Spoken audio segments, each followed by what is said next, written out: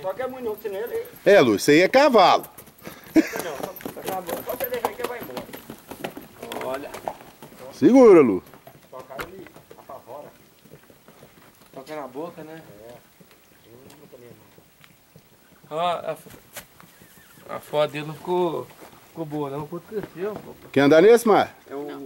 Por quê? Não, é não. Segura. Aí eu digo, É uma cara de cravo.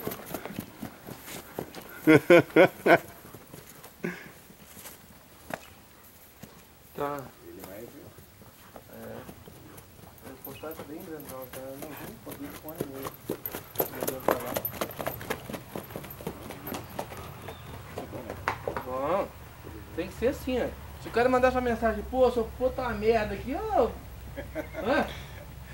E outra coisa, ele ganhou, ele me mandou essa mensagem. Se ele tivesse ruim demais, Segura, Lu. ligar das pinhetas. Melhor dar uma parada, viu, Lu? Pra ele não estressar, viu?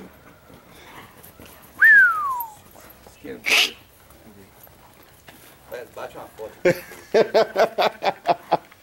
aqui merece. Todos estão merecendo, pode falar. Espera aí, Lu, deixa ele da orelha. Não, mas bate aqui foto. Espera aí, deixa eu bater um primeiro. Esconde o celular. Ué, Lu, você vai ficar lá no quarto? Solta a rede dele, você faz assim. Botou pressão, agora ele toca ré.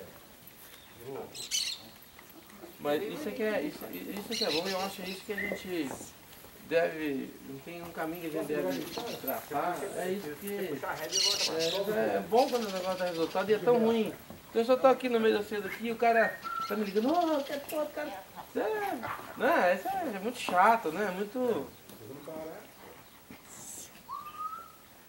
Não, se você ficar paradinho, que vai ficar parado. Lu. É, Lu, tem que segurar pra frente. Ô, Lu, agora? Desce aí, Lu, deixa. Tem jeito não. Quer ir embora? Quer ir embora com o bicho. Tá bom, o cara vai vir com o outro agora, fica meio agitado ali. Vai, tira aí, Lu. Desce aí pra vir comigo. O outro vai vir lá, vai ficar meio agitado com você aí. Eu não gosto. Muito bom. Não dá pra tirar foto senão. Muito bom. A filmagem aqui, depois eu tiro a foto. Você tirou?